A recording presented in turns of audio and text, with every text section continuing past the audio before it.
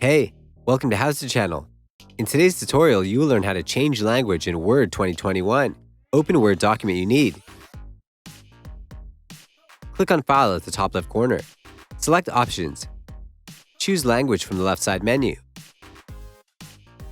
Select the language that you want from the list. Click on Set as Preferred. Click OK. Click OK in the pop-up window. Restart the app to apply the changes. Click on File at the top left corner. Select Options. Choose Language from the left side menu.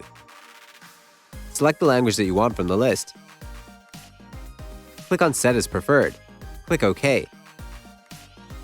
Click OK in the pop-up window. Restart the app to apply the changes. That's it. Thanks for watching the video. Please like it and let us know if you used any of our tips and tricks. Subscribe to our channel. We upload new tutorials every day. See ya!